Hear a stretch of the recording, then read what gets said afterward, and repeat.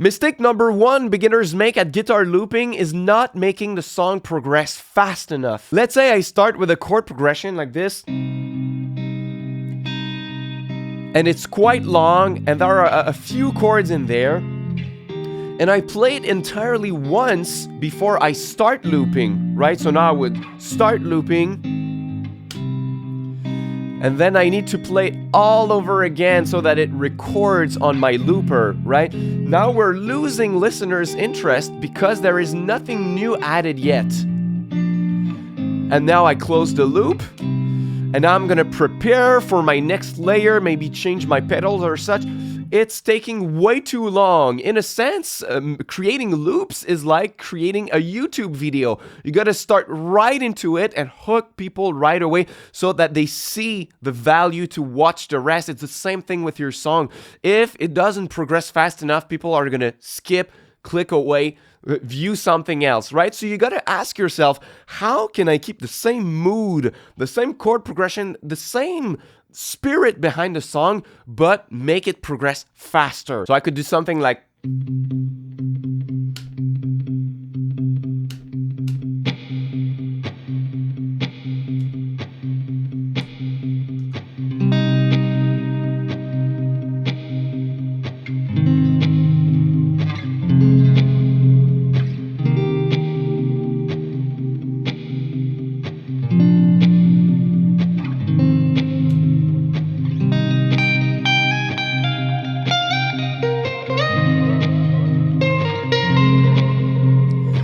So you see where I'm going? In the same amount of time, I was able to add a note, a percussion, the chord progression, the melody, instead of just having the chord progression that's being dragged for too long. So think about that. How can I say the same thing, but much quicker and progressing faster? Mistake number two is overcrowding the loop. You gotta leave some space in your loops or it's gonna sound super muddy. It happens most of the times when you add busy stuff like strumming. Strumming is great for acoustic guitar, singer-songwriter, but for creating looping songs, that's not really good. Something like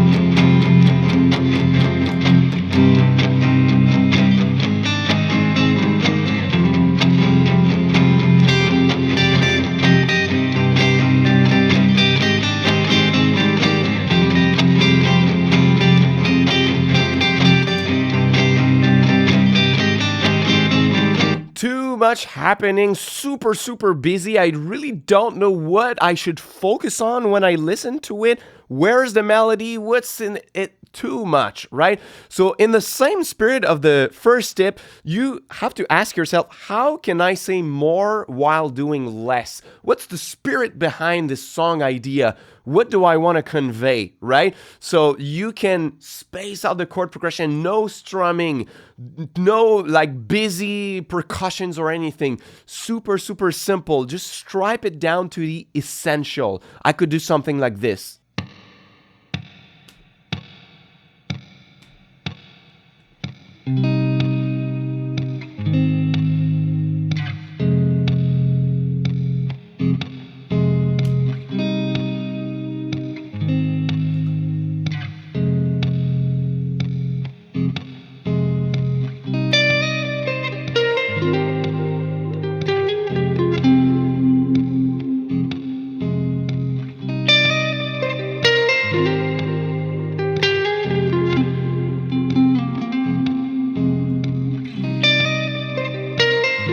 right? So it's kind of the same chord progression, same spirit behind it, but much more space to breathe.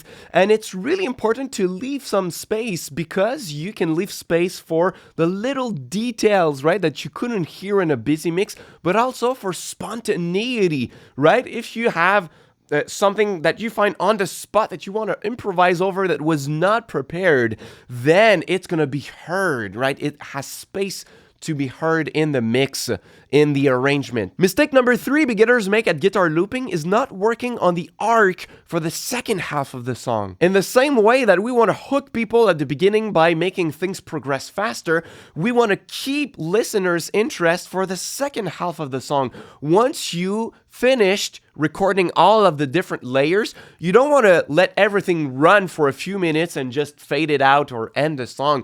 You want to keep it interesting. And there are a few ways that you can go about it. The first is to play by muting and removing and re-adding some elements of the loop. Let's say that you have a percussive track, you can remove it, or the melody, you can remove it and it's gonna reveal the song in a different light. Let's say I built all my layers and I have an arrangement like this.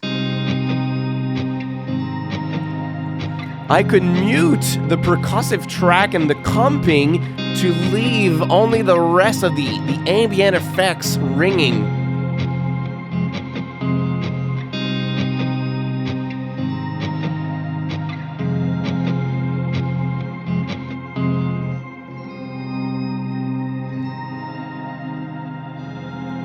So it gives a little break to the song, right? You just feel things differently. And if I add them back in afterwards, if I go back to my menu and I scroll and I press unmute to trigger them to unmute, right? It's like it feels fresh again because we didn't hear that for a few seconds. So that's one way you can go about it. You can also stop the song entirely and play a little interlude while playing. You don't have to record everything when you play guitar looping, right? It's a performance. Yes, you record loops, but you can still play, right? So I could do something like...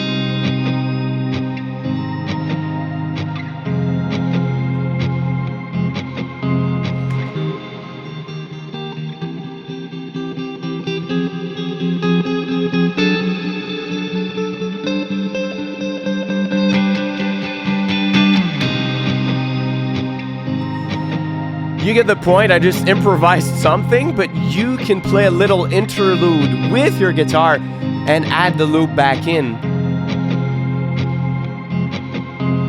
Before I share mistake number 4, check out my brand new guide, 52 song prompts for your guitar looping songs. It's the first link in the description box below to download the guide for free. So if you feel stuck while writing your loops and your looping songs, you don't know where to start, you don't have great ideas, I'm going to give you song prompts that you can follow to get you unstuck, give you inspiration to get the creative juices flowing. So once again, you can get it first link in the description box below. Mistake number 4 is using the same sounds, the same tones, or the same textures all throughout the song.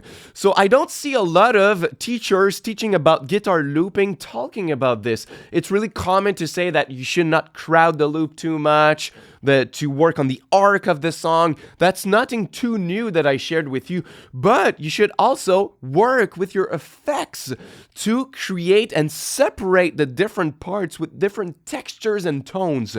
That's why I use a lot of effects like distortions and octavers, reverb, delay, modulation, and such.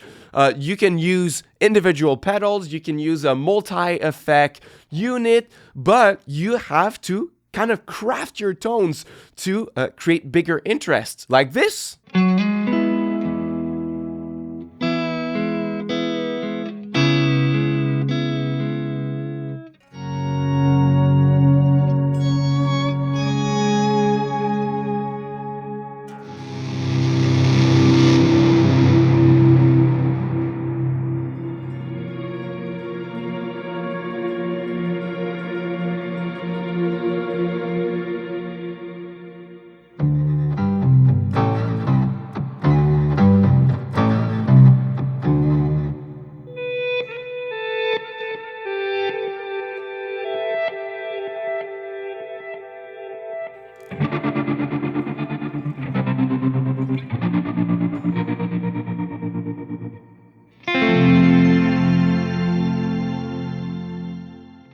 I mean, the list goes on. I used modulation and distortion delays, reverb, tremolo, shimmer, so many effects to discover to add interest to your songs, like the last loop I played in tip number 3.